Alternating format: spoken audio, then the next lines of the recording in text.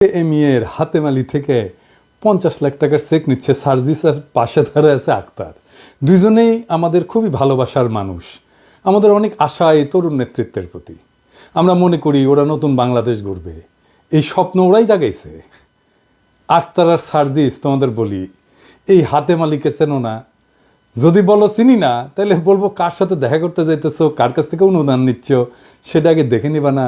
এটা দেখে নিতে হবে, দেখে নিবা এরপর থেকে। এটা একটা রিকোয়েস্ট থাকলো, এই লোকের আন্দোলনের টাইম একটা বক্তব্য শোনাই তোমাদেরকে, শুনো কি বলছে। এরকম একটা সংকটকালে আবারও এই ধরনের একটা সিচুয়েশন আমরা কিন্তু কখনোই আশা করিনি। আজকে এই যে তাণ্ডব আমরা গত কয়েকদিন দেখেছি, আমরা আশা করব সরকারের গোয়েন্দা সংস্থা এবং সরকারের গুরুত্বপূর্ণ যারা আছেন দায়িত্বে, তারা এই বিষয়গুলি নিশ্চয়ই উদ্ঘাটন করবেন এবং তাদের বিরুদ্ধে প্রয়োজনীয় ব্যবস্থা নেবেন। এর মধ্যে আমরা সরকারের পাশে সবসময় ছিলাম, এখনো আছি, ইনশাল্লাহ আপনার পাশে আমরা থাকবো। ব্যবসায়ী সমাজ সবসময় আপনার পাশে। ওর হাতে কি রক্তের দাগ লেগে নাই? ওর 50 লাখ টাকা ছাড়া চলতেছিল না, টাকাটা ফেরত দাও। আমারও আসসালামু আলাইকুম রহমতুল্লাহি ওয়া বারাকাতুহু। প্রিয় দর্শক, যে কোনো মূল্যে সাবেক প্রধানমন্ত্রী শেখ হাসিনাকে বাংলাদেশে পাঠাতে হবে, নয়তো নরেন্দ্র মোদীর কপালে দুঃখ আছে। শেষ পর্যন্ত তিনি এমন একটা সিদ্ধান্ত নিলেন যে শেখ হাসিনাকে বাংলাদেশে পাঠাবে। চলুন প্রিয় দর্শক, এই বিষয়টা নিয়ে কিছু গুরুত্বপূর্ণ আলোচনা করলেন আজকের ভিডিওতে পিনাকি ভট্টাচার্য। না টেনে সম্পূর্ণ তার এই আলোচনাটা আমরা শুনে আসি, তারপর বিস্তারিত আলোচনা করব। কত টাকা নাই, তাও আমি 1 মাসের মধ্যে তোমাদের 50 লাখ টাকা তুলে দেবো, প্রতিশ্রুতি দিলাম। ভিক্ষা করবো, ভিক্ষা ভিক্ষা। ওতে কোনো গ্লানি নাই আমার সন্তানেরা শহীদ হয়েছে, তাদের পরিবারের জন্য 50 লাখ টাকা পাওয়া যাচ্ছে না, এর জন্য হাতেমালির কাছে তোমাদের হাত পাততে হচ্ছে। তা না হয় আমি ভিক্ষাই করলাম, কোন অ্যাকাউন্টে টাকাটা দিতে হবে জানা দিয়ে দিব নিয়ে। এবার আসেন আজকের আলাপে আসি। আজকে যে আলাপগুলো করবো, এই তথ্যগুলো সারা ভাবে পাইতেছিলাম নানা সূত্র থেকে, একই তথ্য। এইগুলা এমন তথ্য ভেরিফাই করা যায় না, কিন্তু রাজনৈতিক ঘটনাবলী যা যা ঘটতেছে ওই তথ্যের সাথে মিলা যায়। অনেক কেনর অর্থ খুঁজে পাওয়া যায়। আপনারাও শোনেন, আপনারাও দেখবেন এক বিশাল ধাঁধা মিলে গেছে কেন কি ঘটতেছে। আসেন শুরু করি। ওয়াকার খুব চাপে আছে 2 কারণে। প্রথম চাপে আছে, সরকার গুমে জড়িত 24 জনের পাসপোর্ট বাতিল করেছে আর দেশ থেকে নিষেধাজ্ঞা দিচ্ছে। এরা সবাই সেনা অফিসার। ওয়াকার এটা ঠেকাইতে পারি নাই, চেষ্টা করেছিল কলে। এই নিয়ে আর্মির একটা অংশে ক্ষোভ আছে, কারণ এই তালিকা পূর্ণাঙ্গ না, আরো অনেকেরই নাম আসার সম্ভাবনা আছে। তাই অনেকেই বিলা ওয়াকারের উপরে। এটা দেখলে একদিকের কথা। আবার মিস্ত্রি আইসা নিয়ম বহির্ভূতভাবে দেখা করে গেছে ওয়াকারের সাথে। এটা আর্মির ন্যাশনালিস্ট অংশ, যেটা সবচেয়ে বড়, তারাও হয়েছে বিলা। আবার শোনা যাইতেছে ওয়াকারকে নাকি 3টা প্যাকেট দিয়ে গেছে। তো প্যাকেটের মধ্যে কি আছে জানি না, কিন্তু ওয়াকারের প্যাকেট করে ফেলছে। প্যাকেটের মধ্যে কইতেছে এমন কোন কমিউনিকেশন ডিভাইস হয়তো আছে, যেগুলা দিয়া ওয়াকারের সাথে ইন্ডিয়া খুব সিকিউর লাইনে কথা কইবার পারবে, গুটু করবে পারবে। তো যাই হোক, তো এখন ওয়াকার যাবে কই? তারে এখন কে বাঁচাবে? সে ছুটে গেছে খালেদা জিয়ার কাছে। সে বিএনপির সাপোর্টটা নিয়ে নিল, ন্যাশনালিস্ট আর্মি অফিসার আর সৈনিকদের দেখাইলো, দেখো আমিও তো ন্যাশনালিস্ট, দেখো খালেদা জিয়ার সাথে আছি আমি, আমার উপরে বিলাহ কেন, আমি কি তোমার পর? চাপটা একটু কমলো, তাই না? এখন প্রশ্ন হইতেছে, মিস্ত্রির কি এমন দায় পড়লো যে ওয়াকারের সাথে এসে দেখা করাই লাগলো? ইন্ডিয়া চায় তার আরেক দাস এরশাদ ক্ষমতা থেকে উৎখাত হইয়া সামে সিকনে যেমন রাজনীতি করে গেছে, ঠিক তেমনি আওয়ামী লীগ রাজনীতি করুক।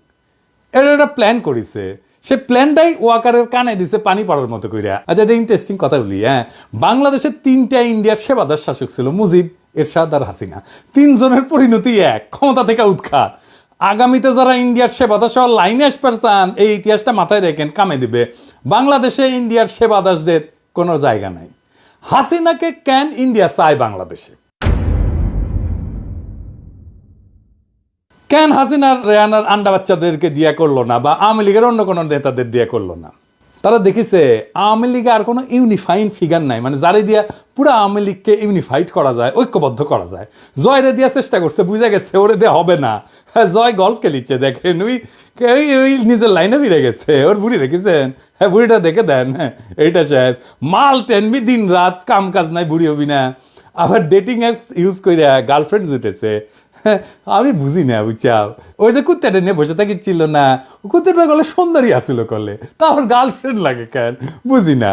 আবার ওর কাজিন টিউলিপের বিরুদ্ধে দুর্নীতির অভিযোগ উঠেছে। ফ্ল্যাট নিছে, ফ্ল্যাট বিনা পয়সায়। ওই ফ্ল্যাট নিয়ে লিটনের ফ্ল্যাট বানাবি, ওই ওর চাকরি বাকরি তো যাবে, তো আয় উপার্জন ক্যাঙ্কা করে হবি, ওই লিটনের ফ্ল্যাট দিয়ে আয় উপার্জন করবি।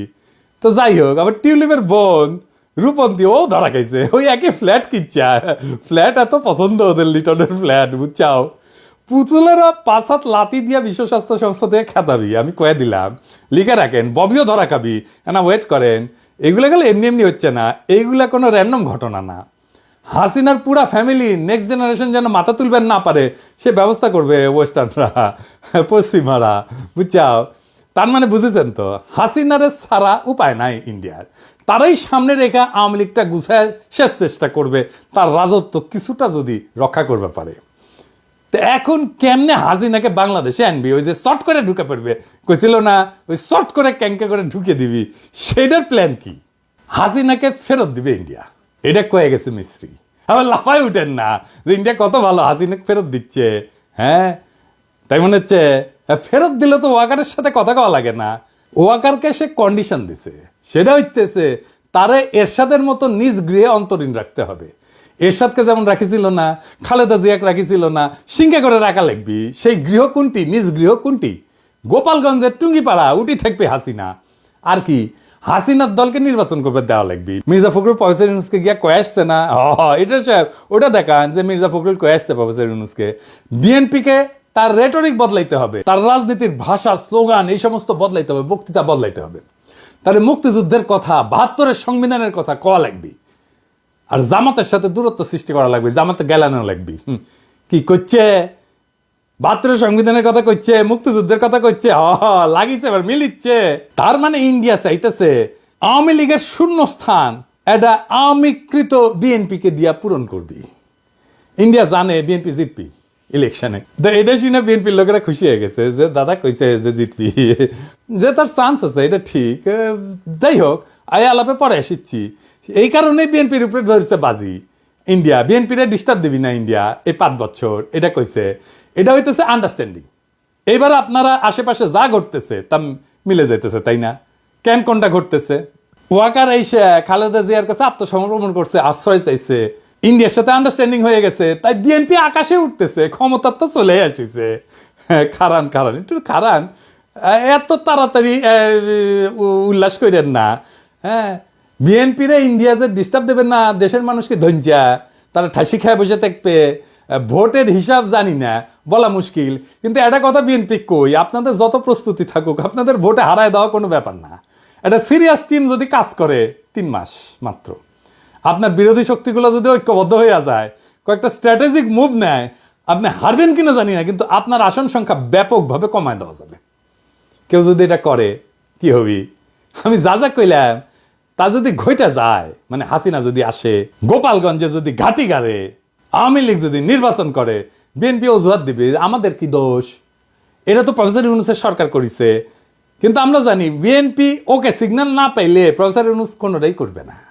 বিএনপি যদি ইন্ডিয়ার সাথে নেগোসিয়েশন করেন, তাই বিএনপির কর্মীরা, নেতারা লিখে রাখেন এই নির্বাচনে জিতে ক্ষমতা হয়তো নিতে পারবেন, কিন্তু রাষ্ট্র চালাইতে পারবেন না। পুরা টার্ম পূরণ করতে পারবেন কিনা আমার সন্দেহ আছে। ওই টার্মই আপনাদের শেষ টার্ম হবে। আপনারা আর সরকার গঠন করতে পারবেন না জিন্দেগিতে। আপনারা এই জুলাই আগস্ট বিপ্লবের চেতনা ধারণ করতে পারবেন না, এটা করতে হবে ধারণ। এটা মনে করেন না যে আপনাদের হুদায় বদনাম করিচ্ছি। হ্যাঁ, খুবই বিশ্বাসযোগ্যভাবে ক্যালকুলেট করে দেখাই দেওয়া যাবে কেন আপনারা আর ক্ষমতা আসতে পারবেন না যদি ইন্ডিয়ার সাথে নেগোসিয়েট করে আসেন। এটার বাইরে আরো 2টা কারণ আছে।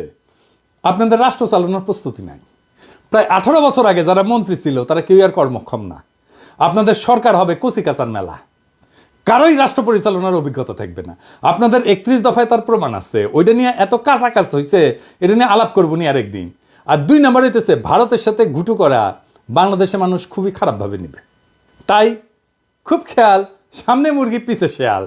যাই হোক, আজকে এপিসোডের শেষে একজন শহীদের গল্প বলি। 2.5 মাস আগে ওর বাবা মরে গেছে। আমার বেটার টাকায় চলতো বড় সোয়ালের পড়াশোনা আর 4 জনের সংসার। বেটা আর নাই রে, এখন কিডা চালাবনি সংসার। বিলাপ করতে করতে ভাঙা গলায় কথাগুলো বলছিলেন বুলজান খাতুন। আন্দোলনের সময় নারায়ণগঞ্জের একটি ভবনে হামলাকারীদের দেওয়া আগুনে পুড়ে তার ছেলে আব্দুস সালামের মৃত্যু হয়। গুলজান খাতুন কুষ্টিয়ার কুমারখালী উপজেলার জগন্নাথপুর ইউনিয়নের চর ভবানীপুর গ্রামের মৃত সাবের আলীর স্ত্রী, তার ছোট ছেলে আব্দুস সালাম নারায়ণগঞ্জের চিটাগাং রোড এলাকায় একটা 10তলা ভবনের 2য় তলায় ব্যাংকটির একটি শাখায় সাজসজ্জার কাজ করছিলেন। আন্দোলনের সময় সহিংসতায় বিকেলে ওই ভবনে আগুন দেয় দুর্বৃত্তরা। আগুনে পুড়ে ঘটনাস্থলেই মারা যান সালাম। চর ভবানীপুর গিয়ে দেখা যায় টিন শেডে আধ পাকা একটি ঘরের ভেতর সালামের মাকে ঘিরে বসে আছেন স্বজনেরা, আর তার মা বিলাপ করে কাঁদছেন। আরেক কক্ষে বাকরুদ্ধ হয়ে শুয়ে আছেন সালামের স্ত্রী মারিয়া খাতুন। কথা বলার শক্তি হারিয়ে ফেলেছেন তিনি। পাশেই বিছানার উপরে খেলা করছে তাদের 1.5 বছর বয়সী একমাত্র সন্তান। শিশুটিকে দেখে কেউ কেউ বলছিলেন সে বুঝতেই পারছে না যে তার বাবা আর নেই। সালামের বড় ভাই আলামিন বলেন, শনিবার বিকেলে হঠাৎ ফোন দিয়ে সালাম আমাকে বলল, ভবনে আগুন দিয়েছে, ধোঁয়ায় কিছু দেখা যাচ্ছে না, শ্বাস নিতে কষ্ট হচ্ছে, আমি মনে হয় আর বাঁচব না, তুই আমার স্ত্রী, সন্তান আর মাকে দেখে রাখিস।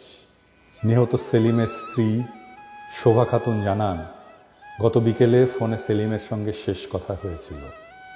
ফোনে বারবার তিনি বলছিলেন, প্রচুর ধোঁয়া, নিঃশ্বাস নেওয়া যাচ্ছে না, হয়তো আর বাঁচব না, বাবা, মা আর মেয়েকে দেখে রাখিস। বিলাপ করতে করতে শোভা বলছিলেন, এখন আমাদের দেখবে কে? 3 বছরের মেয়েকে নিয়ে কোথায় যাব? শহীদ সালামের পরিবারকে যদি আপনারা খুঁজে পান, আমার কাছে নিয়ে এসেন, আমার সাথে পরিচয় করিয়ে দিন। আমার সীমিত সামর্থ্য দিয়ে এই পরিবারটির দায়িত্ব নেব। এমন হাজার হাজার সেলিমের মৃত্যুর জন্যে যারা দায়ী, তাদের নিয়ে ভোট করতে চায় বিএনপি। তাদের কিভাবে রক্ষা করা যায় সেই প্রজেক্ট নিয়েছে বিএনপি। দলে দলে আওয়ামী লীগাররা ঢুকতেছে বিএনপিতে, প্রমাণ চান? দেখেন। জয় বাংলা, বাংলাদেশ জিন্দাবাদ, বাংলাদেশ জিন্দাবাদ। যাই হোক জয় বাংলা বলতে বলতে অভ্যাস আছে, তো আমরা এখন পরিবর্তন হয়েছি, পরিবর্তন হতে যাচ্ছি। যাই হোক, কেউ নেবেন না। বাংলাদেশ জিন্দাবাদ, বাংলাদেশ চিরজীবী হোক। হরে কৃষ্ণ।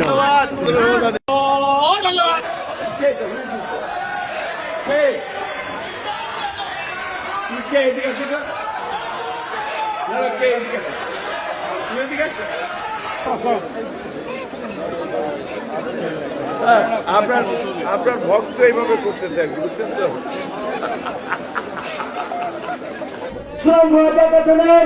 আগামী দিনের কান্ডারি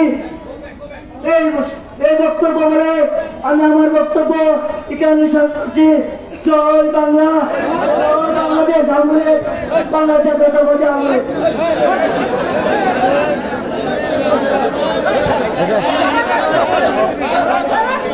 জয় বাংলা মানে ধ্বংস, নষ্ট। এই ধ্বংস আর নষ্টকে দলে ঢুকায় আপনি আগামীর বাংলাদেশে রাজনীতি করবেন, ভাবছেন চালায় দেবেন? দেখেন, আপনারা যা ভালো মনে করেন, গুড লাক। জুলাই আগস্ট বিপ্লবের পরে বাংলাদেশে নতুন রাজনীতি নির্মিত হবে। ওই বিপ্লবের ময়দানের লালিত স্বপ্নকে বাস্তব করে তুলতে হবে। শহীদের রক্তের দাগ এখনো শুকায় নাই, তার অন্তিম শয়নের মাটি এখনো আমাদের অশ্রুতে ভেজা। সেই রক্ত আর অশ্রুর উপরে দাঁড়ায় আমরা এক নতুন বাংলা। প্রিয় দর্শক, শেখ হাসিনাকে বাংলাদেশে পাঠানোর জন্য যে কথাগুলো বললেন পিনাকি ভট্টাচার্য এবং কি নরেন্দ্র মোদীকে নিয়ে যে উল্লেখ করে যে তথ্যগুলো দিলেন, এই বিষয়গুলো শোনার পর আপনাদের কি মতামত অবশ্যই কমেন্টে বলবেন। নতুন নতুন এমন নিউজগুলো চ্যানেলটি সাবস্ক্রাইব করুন, ভিডিওটি ভালো লাইক দিবেন। আজকে এই পর্যন্তই, পরবর্তী ভিডিও দেখার আমন্ত্রণ। আসসালামু আলাইকুম।